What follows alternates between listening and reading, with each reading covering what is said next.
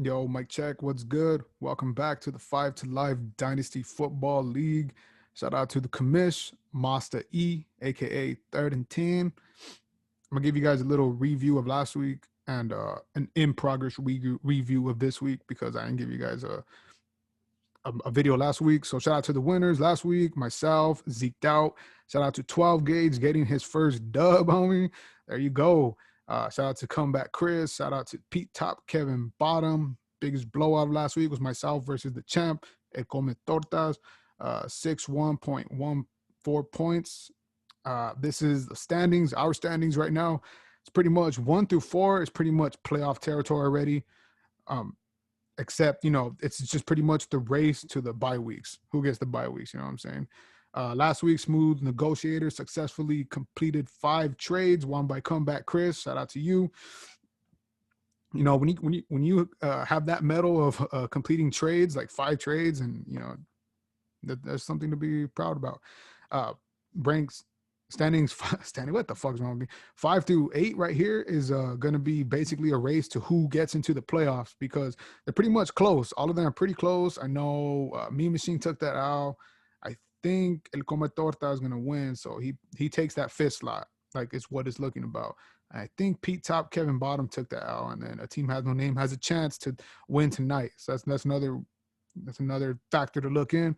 But it's all going to be a race to 6 because 5 is pretty much spoken for. 4 is pretty much spoken for. It's going to be crazy to see in these last few weeks what pickups they're going to do because we have no more trades. Our trade deadline was this past week.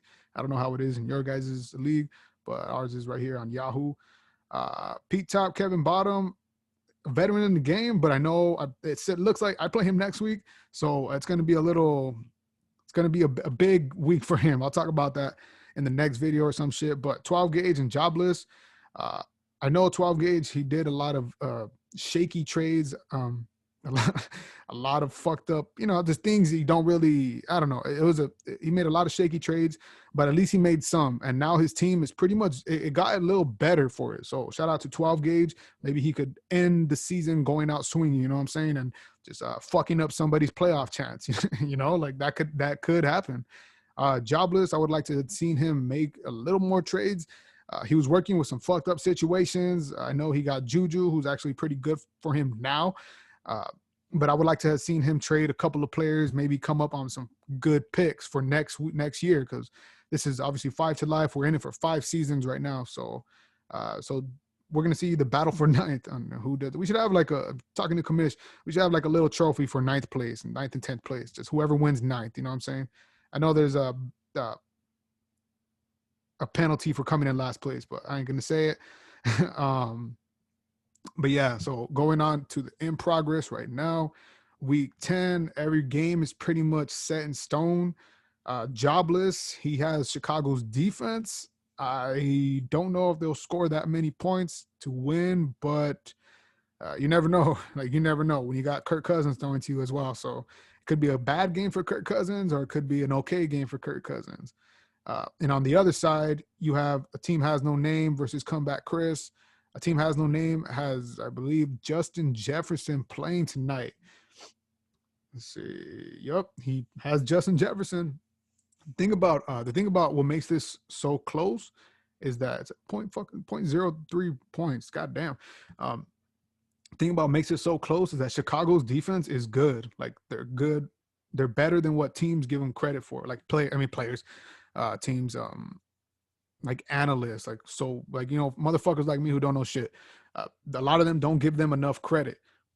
So they're good on the run defense and pass defense as well. But the identity of the Vikings is pretty much let Dalvin Cook give him the ball. So I think this is not like a big Dalvin Cook week, but he's gonna have like a solid week. But it's gonna open up the play action, I believe, which is pretty much how Adam Thielen, and Justin Jefferson get their points. Like, there's just straight bombs, play actions, and they usually catch them because they're bad as fuck. So Justin Jefferson, he don't need Kirk Cousins to be a fucking beast. He don't need Dalvin Cook to not be good. all he needs is a solid long touchdown pass or something, or a solid pass and a touchdown. That's all he pretty much needs right now, because uh, they need to win too. The Vikings need to win, and as well as Chicago. So it's gonna be, I think it's gonna be a dope ass game, and I'll take the Vikings this game. Like, I like the Vikings very much this game.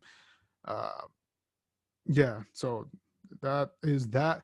One thing I wanted to talk to you guys about too, like, so playoffs are coming, and this was our trade deadline. Our playoffs are in about, I think, 3-4 weeks.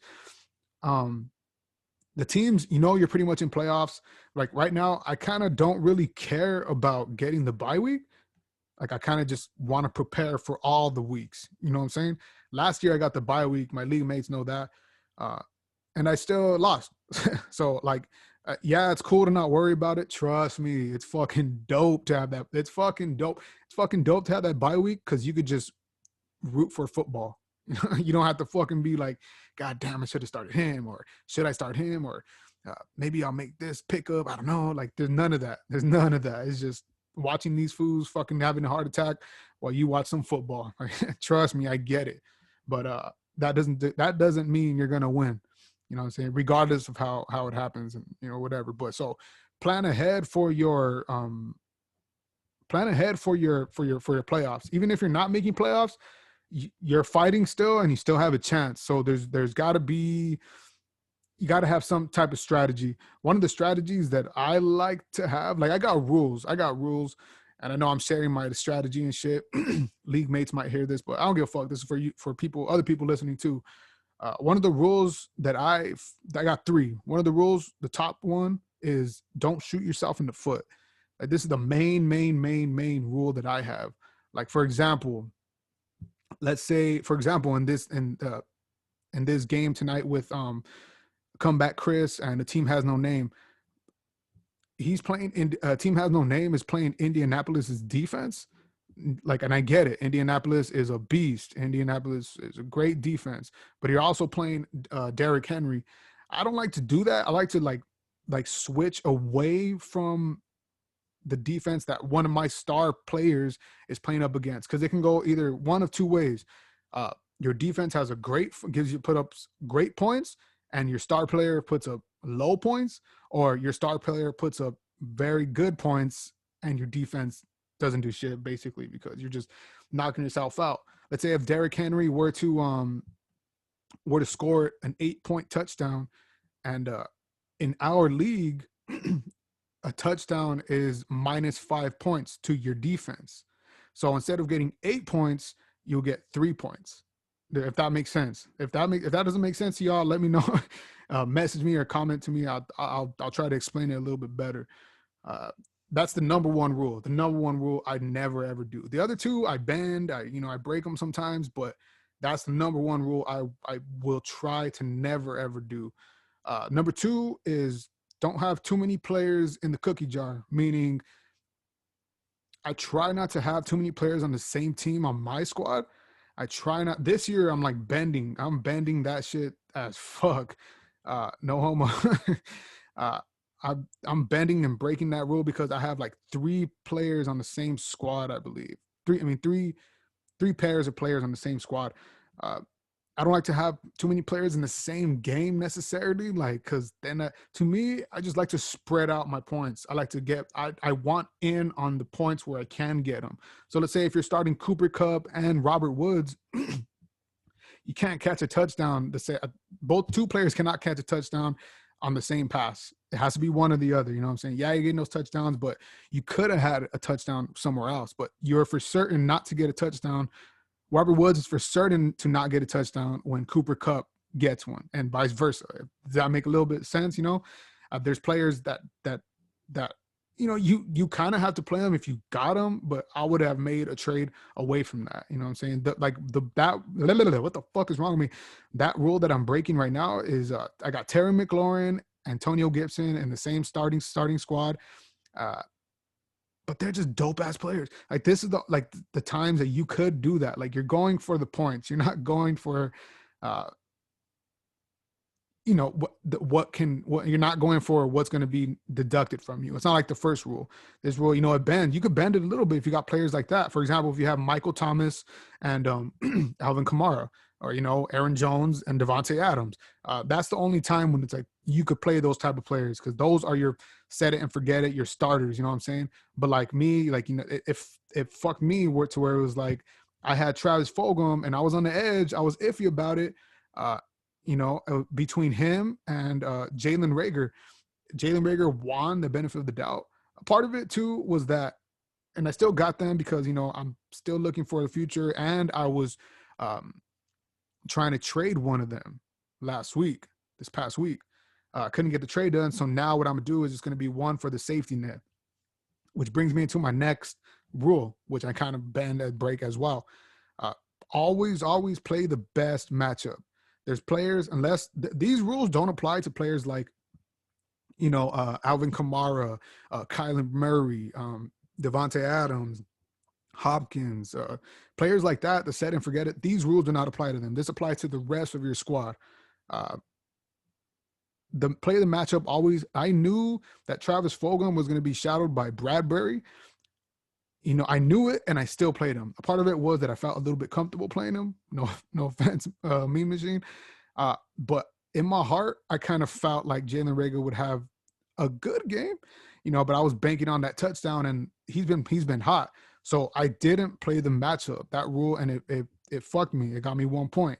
Luckily, you know, I'm going to win, but that still got me 1 point. And if this were to happen in the playoffs, that's it. You know, that's it. I would have gotten mauled over because I didn't necessarily have the most points this week. So that's one of the other rules that I pretty much don't. I bend and break them a little bit, but I would never stray from them. I learned that like 2 years ago when I realized, like, what the fuck? Why am I playing the same offense against my defense? Like, why am I playing two players on the same team that are not putting up shit? You know, like things like that, pretty much. And on injuries, if you like, say, like, for example, Christian McCaffrey is out and Drew Brees is going to be out for the champ. These injuries, you know, these happen. This is fucking football, obviously, and this is all part of the game that you sign up for when you play fantasy football. Yeah, he has good running backs, but now what I would be looking for, obviously, is a quarterback. This is why I say it's good to make trades during the season, you know, just in case, and especially in a dynasty league. When you're in a dynasty league, yeah, you want to win now. So, but you got to be careful with players like Drew Brees. You know, they're a little older. If you don't have a backup for him, then, you know, you could be in some shit. I know Champ is going to win this week, so, you know, he's still not out the woods. He's still there, tough sledding, but I'm pretty sure he's going to make playoffs. McCaffrey out. He's going to have to go to the waivers, and waivers aren't looking too good for like for like the last 2 weeks. There's only like one good waiver pickup. So, I mean, next week is going to be a tough matchup for him, but that's neither here nor there. What I'm saying is you always want to get somebody like who's backing you up. I break that rule as well. I could have gotten Alexander Madison way earlier before Dalvin was hurt, you know, but I took a gamble and I was like, you know what, let me build my plugins. Let me do that. It could have fucked me if Dalvin was out. Like if Dalvin Cook was out for a minute, that could have fucked me, and I could have been without Alexander Madison. I would have to go to the waivers. So this is a good example of doing that. Shout out to Zeke Doubt, my boy, my rival. He picked up Giovanni Bernard because just in case Joe Mixon was out. And these are moves like you got to make if you have the space, obviously, and you can do it. I know all teams are different, but if you could do that, if you can pivot to that move to where, you know, you have a safety net, I would, especially right now. If you have Dalvin Cook, pick up Alexander Madison if you can. Drop the players you need to drop. I get it. Like, you want to have like the best player at all time, but the best player could also go down. You know what I'm saying? There's players like that they could fuck your shit up. Like last year, Dalvin Cook, he was out the first quarter, and that was it for me. Playoff done. So yeah, that's a good example. Another example too is I always try to have different defenses on my squad. fucking they make fun of me in the squad because I have too many defenses sometimes. But here's another strategy, and I know these fools are gonna. Sometimes if you have the space and if your players have good matchups coming up, what I like to do is I like to get the kicker who's gonna have the next good couple weeks, like probably 2 of them. I like to get the defenses, about 3, 4 even sometimes. I like to get defenses that look good in like a couple of weeks or next week or this coming week, just so my other teammates cannot have them. One of the big ones right now is, look, I picked up Cleveland. I have Los Angeles, the Chargers defense, Bills defense, Browns defense, and Bucks defense. All because they got good matchups. You know what I'm saying? All because they got good matchups sometime between now and the end of the season. And these matchups right here, weeks 15 and 16, mostly 16, I'm thinking about playing Cleveland D just because of that matchup. And I could it could win me a playoff game. So, and I do this just to not let them have them. I've done it with receivers. I've done it with quarterbacks. Even Josh Allen was a quarterback I did that with last season at the beginning. I picked him up and my quarterbacks in fantasy always got to run. So I always got to have some type of runner because that's the ground points. Ground points is what win you games.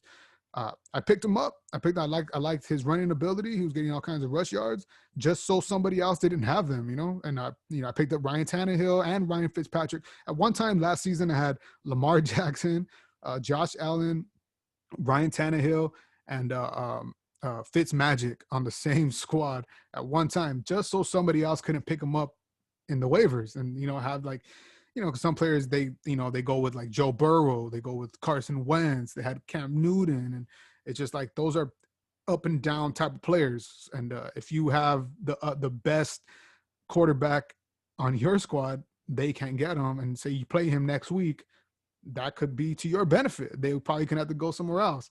Another thing like I wanted to do, and these fools are going to be like, oh, stupid. 3rd and 10 had George Kittle. Shout out to Kamish. He had George Kittle, and George Kittle is probably out for the rest of the year. What I wanted to do, I wanted to get the next best tight end. I couldn't do it because I had 2 tight ends already, and I just couldn't do it the way my squad was.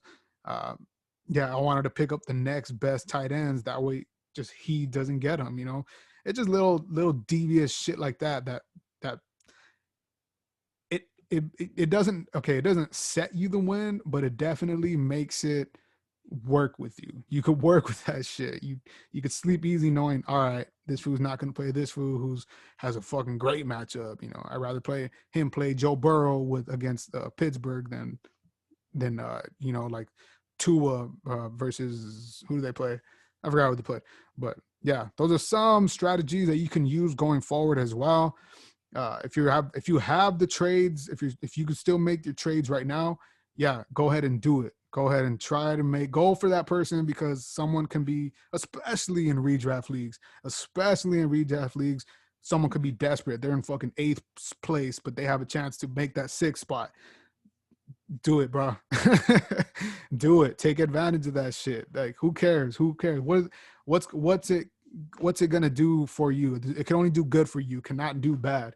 That's like big right now. If you still have your trades, if you don't have your trade deadline yet, or if it's this next week. One of the things I want to talk about too was that I know in ESPN fantasy, I believe they have Taysom Hill at tight end. They don't have him in our league. I don't know why. At least a running back or a fullback or some shit. But he's still a quarterback in our league. But in other leagues, he's a tight end. I would pick that fool up if I'm in other leagues besides Yahoo, and not, or if you have like a custom app where you have, you can make custom, everything's custom. Pick up Taysom Hill, because the tight ends right now, if you don't have like Travis Kelce, like Darren Waller, and maybe a couple of other ones, if you don't have those players, you've been fucking searching for a tight end. Why not put Taysom Hill in if he's tight end eligible? Maybe pick him up, put him at your flex, because this fool is going to get the ball. He's going to hike the ball. He's going to run the ball, and he's going to catch the ball. And because Drew Brees is out, he's going to get more playing time right now. He's not going to get quarterback numbers. Don't start him at quarterback if you got him. But if he's tight end or flex eligible, get that motherfucker. Especially if you have Drew Brees. I would have told Kamish, let's do that. Can we change? Can we change like players like Taysom Hill to be a flex? Can we get points from special team points? You know what I'm saying? But they weren't having that this year. I don't know why. I want to also have trades off season. They don't want to. A lot of leagues, I know y'all do. I know you're on it, so we try to bring that up. But yeah, we're gonna see who wins tonight between Comeback Chris and a team has no name. And I'll catch you guys later, dog. Peace.